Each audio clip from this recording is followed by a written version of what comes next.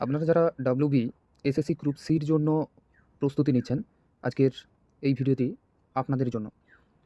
আজকে আমরা জিকে থেকে সেরা বাছাই করা মোট 40টি প্রশ্ন নিয়ে আলোচনা করব।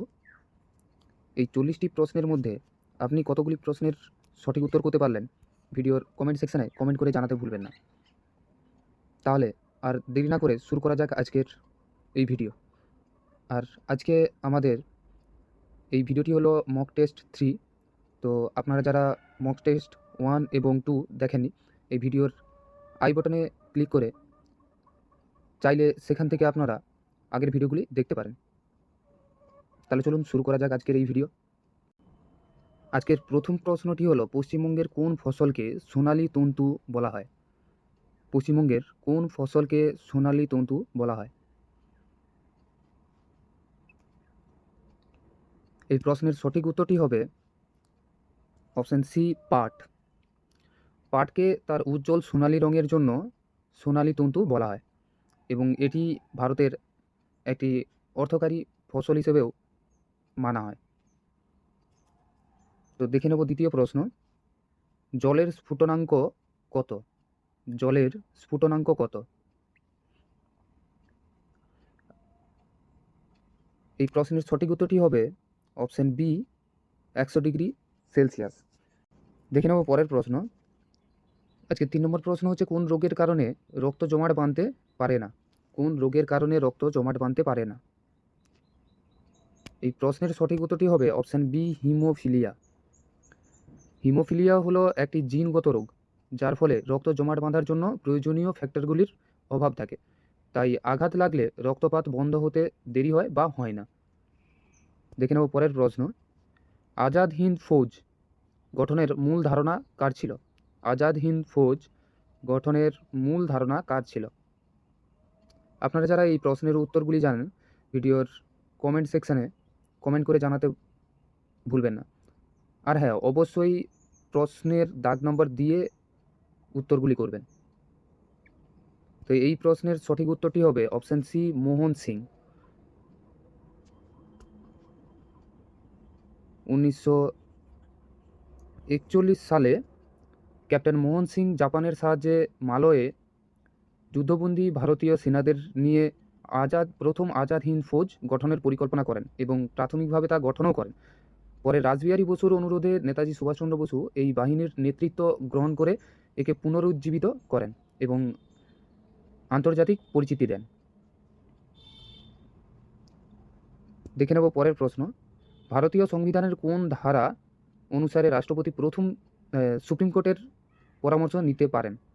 ভারতীয় সংবিধানের কোন ধারা অনুসারে রাষ্ট্রপতি সুপ্রিম কোর্টের পরামর্শ নিতে পারেন? এই প্রশ্নের সঠিক উত্তরটি হবে অপশান বি, আর্টিকেল 143 অর্থাৎ 143 নম্বর ধারা। ভারতীয় সংবিধানের 143 নম্বর ধারা অনুযায়ী রাষ্ট্রপতি জনগুরুত্বপূর্ণ কোনো আইনি বা তথ্যগত বিষয়ে সুপ্রিম কোর্টের পরামর্শ চাইতে পারেন, তবে সুপ্রিম কোর্ট পরামর্শ দিতে বাধ্য নয় এবং রাষ্ট্রপতিও সেই পরামর্শ মানতে বাধ্য নন। দেখে নেব পরের প্রশ্ন। ফটোসিনথেসিস বা সালোকসংশ্লেষে গাছের কোন অংশ জল গ্রহণ করে?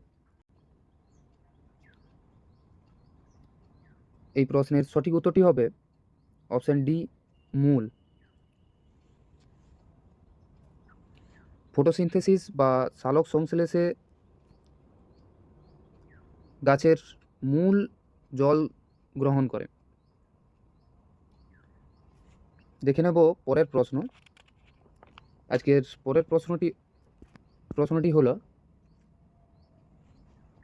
ভারত ছাড়ো আন্দোলন কত সালে শুরু হয়? ভারত ছাড়ো আন্দোলন কত সালে শুরু হয়? এই প্রশ্নের সঠিক উত্তরটি হবে অপশান সি, 1942 সালে। মহাত্মা গান্ধীর নেতৃত্বে 1942 সালের 8ই আগস্ট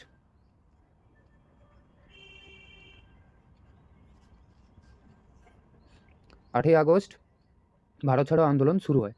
এই আন্দোলনের সময়ই তিনি বিখ্যাত করেঙ্গে ইয়া মরেঙ্গে স্লোগানটি দিয়েছিলেন। দেখে নেব পরের প্রশ্ন। বিদ্যুৎ প্রবাহের একক কি? বিদ্যুৎ প্রবাহের একক কি? এই প্রশ্নের সঠিক উত্তরটি হবে অপশন সি, অ্যাম্পিয়ার।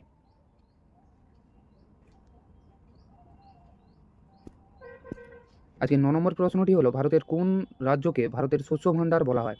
ভারতের কোন রাজ্যকে ভারতের শস্য ভাণ্ডার বলা হয়?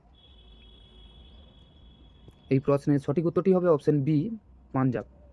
পাঞ্জাবকে ভারতের শস্য ভাণ্ডার বলা হয়।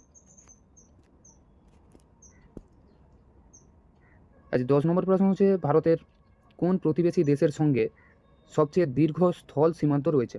ভারতের কোন প্রতিবেশী দেশের সঙ্গে সবচেয়ে দীর্ঘ স্থল সীমান্ত রয়েছে? এই প্রশ্নের সঠিক উত্তরটি হবে অপশন ডি, বাংলাদেশ। ভারতের সাথে বাংলাদেশের স্থল সীমান্ত প্রায় 4096 কিলোমিটার দীর্ঘ, যা ভারতের অন্য যে কোনো দেশের সঙ্গে থাকা সীমান্তের চেয়ে বেশি। আজকের 11 নম্বর প্রশ্নটি হলো, কোন যুগে বুদ্ধচরিত গ্রন্থটি রচনা করা হয়েছিল? কোন যুগে বুদ্ধচরিত গ্রন্থটি রচনা করা হয়েছিল? এই প্রশ্নের সঠিক উত্তরটি হবে অপশান বি, কুষাণ যুগ। বুদ্ধচরিত গ্রন্থটি সংস্কৃত ভাষায় রচনা করেছিলেন কবি অশ্বঘোষ, যিনি কুষাণ সম্রাট কনিষ্কের সমসাময়িক ছিলেন। এটি গৌতম বুদ্ধের জীবনীর ওপর রচিত। দেখে নেব পরের প্রশ্ন। মানুষের শরীরে কত জোড়া ক্রোমোজোম থাকে? মানুষের শরীরে কত জোড়া ক্রোমোজোম থাকে? এই প্রশ্নের সঠিক উত্তরটি হবে অপশন বি, 23 জোড়া। মানুষের দেহকোষে মোট 46টি ক্রোমোজোম থাকে। 46টি ক্রোমোজোম থাকে, যার মধ্যে যা হলো 23 জোড়া, এর মধ্যে হচ্ছে 22 জোড়া অটোজোম থাকে।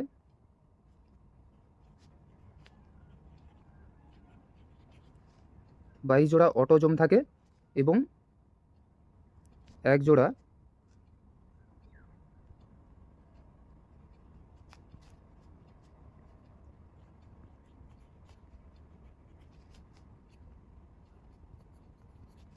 সেক্স ক্রোমোজোম থাকে।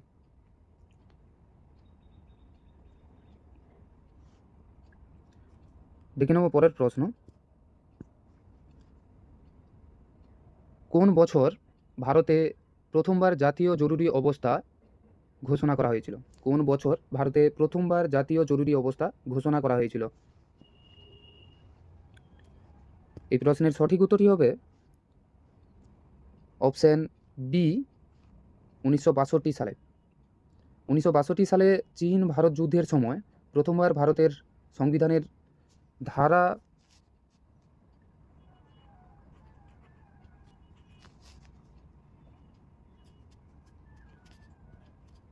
352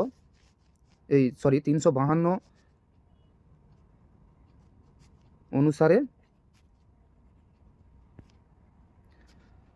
1962 সালে চীন ভারত যুদ্ধের সময় প্রথমবার ভারতের সংবিধানের 352 ধারা অনুসারে জাতীয় জরুরি অবস্থা ঘোষণা করা হয়েছিল। দেখে নেব পরের প্রশ্ন। কে ভারতের বিসমার্ক নামে পরিচিত? কে ভারতের বিসমার্ক নামে পরিচিত? এই প্রশ্নের সঠিক উত্তরটি হবে অপশন বি, বল্লভভাই প্যাটেল। জার্মানির ঐক্য সাধনকারী বিসমার্কের মতো স্বাধীনতা পরবর্তীকালে সর্দার বল্লভভাই প্যাটেল ভারতের বিভিন্ন ছোট ছোট দেশীয় রাজ্যগুলিকে একত্রিত করে ভারত ইউনিয়নে যুক্ত করার ক্ষেত্রে মুখ্য ভূমিকা নিয়েছিলেন, আর এই কারণে তাকে ভারতের বিসমার্ক বলা হয়। দেখে নেব পরের প্রশ্ন। বাতাসের আর্দ্রতা মাপার জন্য কোন যন্ত্র ব্যবহার করা হয়? বাতাসের আর্দ্রতা মাপার জন্য কোন যন্ত্র ব্যবহার করা হয়?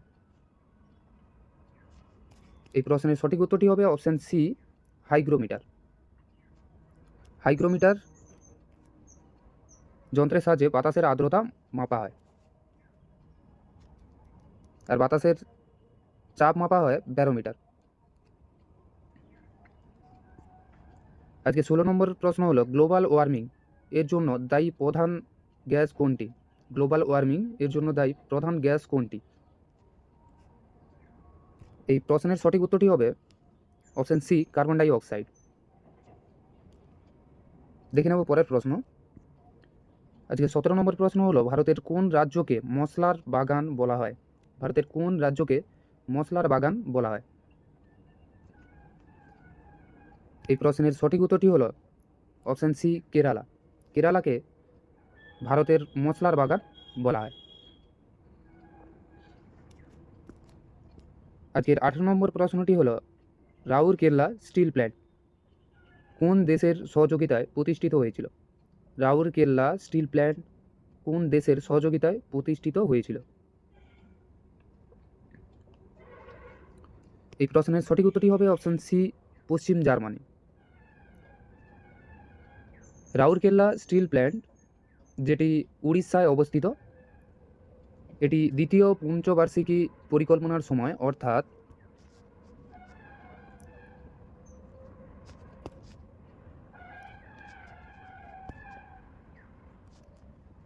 1956 থেকে 1961 সালে পশ্চিম জার্মানির সহায়তায় প্রতিষ্ঠিত হয়।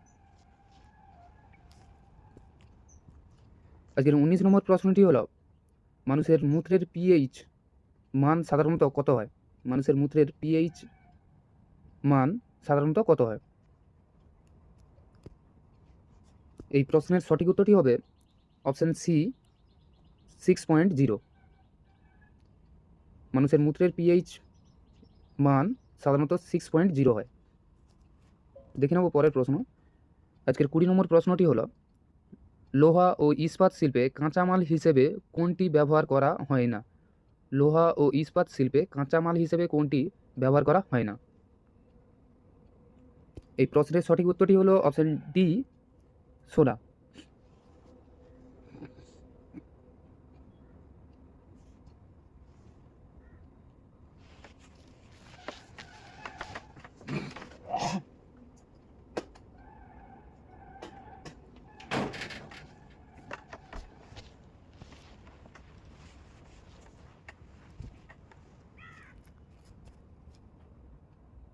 দেখে নেব পরের প্রশ্নটি। কোন ভাইসরয়ের সময়কালে রেলপথের সূচনা হয়েছিল? কোন ভাইসরয়ের সময়কালে রেলপথের সূচনা হয়েছিল? এই প্রশ্নের সঠিক উত্তরটি হবে option B, lord Dalhousie. Lord ডালহৌসির সময়কালে 1853 সালে ভারতে প্রথম রেলপথ মুম্বাই থেকে থানে পর্যন্ত চালু হয়। আজকের 22 নম্বর প্রশ্নটি হলো সূর্যের নিকটতম গ্রহ কোনটি? সূর্যের নিকটতম গ্রহ কোনটি? এই প্রশ্নের সঠিক উত্তরটি হবে অপশন সি, বুধ।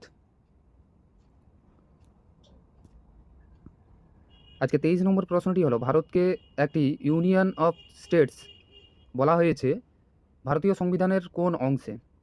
ভারতকে একটি ইউনিয়ন অফ স্টেটস বলা হয়েছে ভারতীয় সংবিধানের কোন অংশে?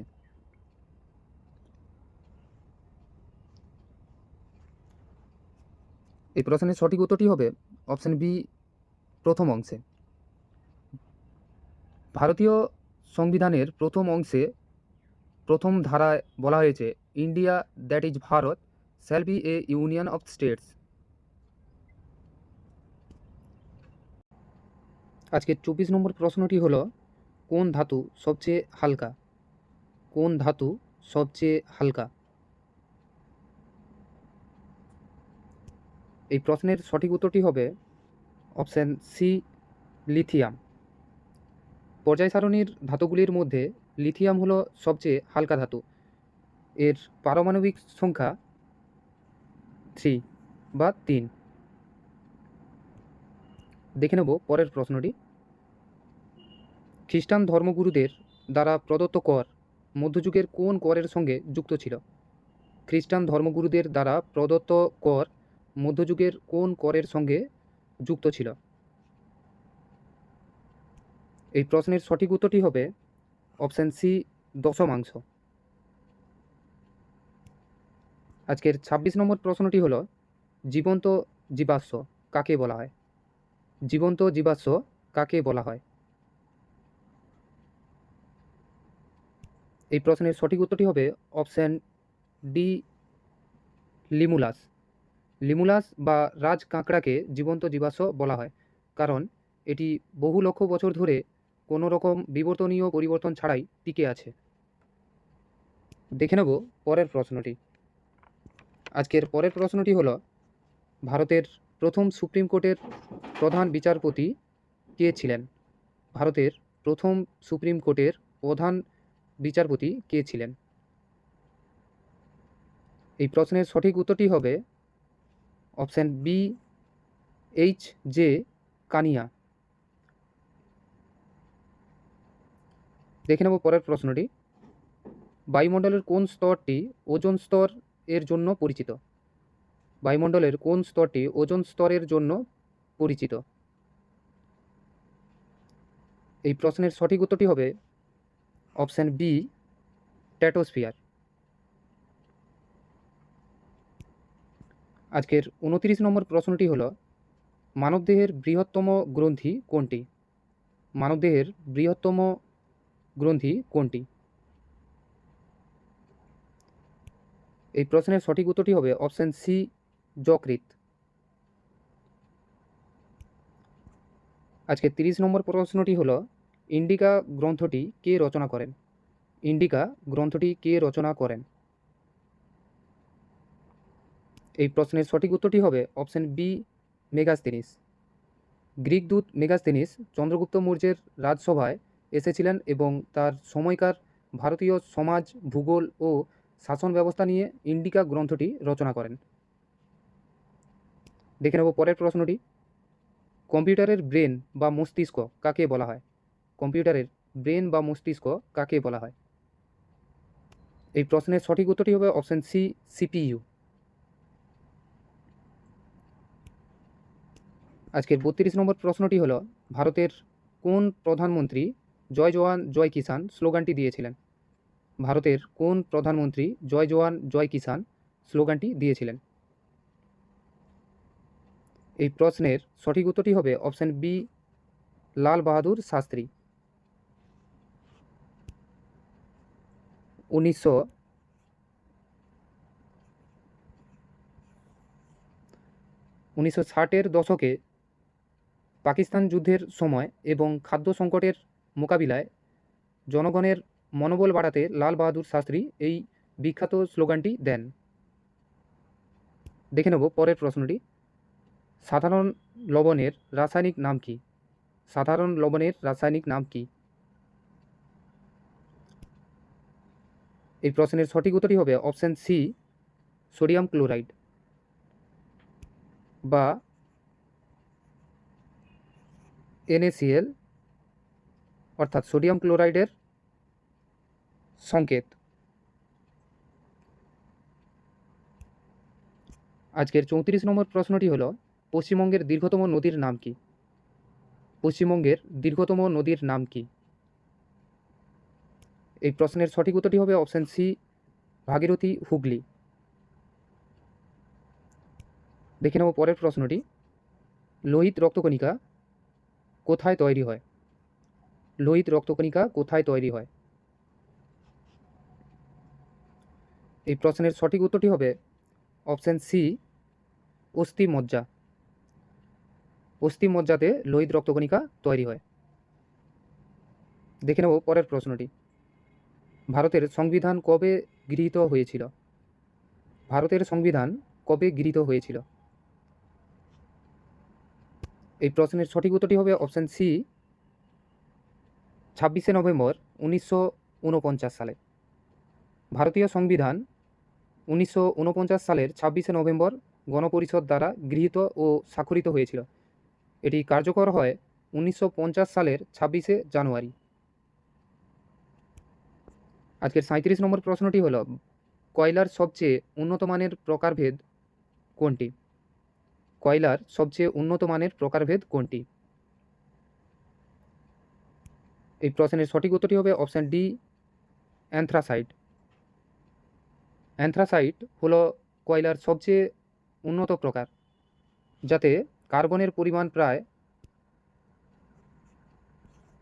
80%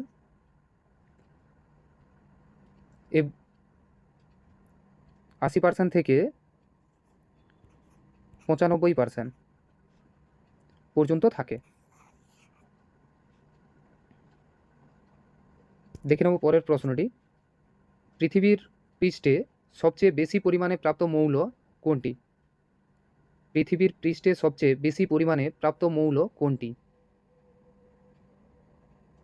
এই প্রশ্নের সঠিক উত্তরটি হবে অপশান সি, অক্সিজেন।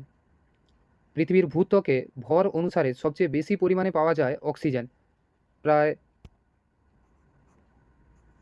46.6%। এর পরে রয়েছে সিলিকন। আজকের 39 নম্বর প্রশ্নটি হলো, কে রাষ্ট্রগুরু উপাধি লাভ করেছিলেন? কে রাষ্ট্রগুরু উপাধি লাভ করেছিলেন? এই প্রশ্নের সঠিক উত্তরটি হবে অপশান বি, সুরেন্দ্রনাথ বন্দ্যোপাধ্যায়। সুরেন্দ্রনাথ বন্দ্যোপাধ্যায় রাষ্ট্রগুরু উপাধি লাভ করেছিলেন। আজকের 40 নম্বর প্রশ্ন ও শেষ প্রশ্ন, কোন দেশকে হাজার হ্রদের দেশ বলা হয়? কোন দেশকে হাজার হ্রদের দেশ বলা হয়? এই প্রশ্নের সঠিক উত্তরটি হবে অপশান সি, ফিনল্যান্ড। ফিনল্যান্ডে প্রচুর সংখ্যক প্রাকৃতিক হ্রদ রয়েছে, প্রায় 1,88,000 এর মতো প্রাকৃতিক হ্রদ রয়েছে, তাই ফিনল্যান্ডকে হাজার হ্রদের দেশ বলা হয়। তো এই হলো আমাদের 40টি প্রশ্ন। এই 40টি প্রশ্নের মধ্যে আপনি কতগুলি প্রশ্নের উত্তর করতে পারলেন ভিডিওর কমেন্ট সেকশানে কমেন্ট করে জানাতে ভুলবেন না। আবার দেখা হবে আবার একটি নতুন ভিডিওতে। ততক্ষণের জন্য ভালো থাকবেন, সুস্থ থাকবেন।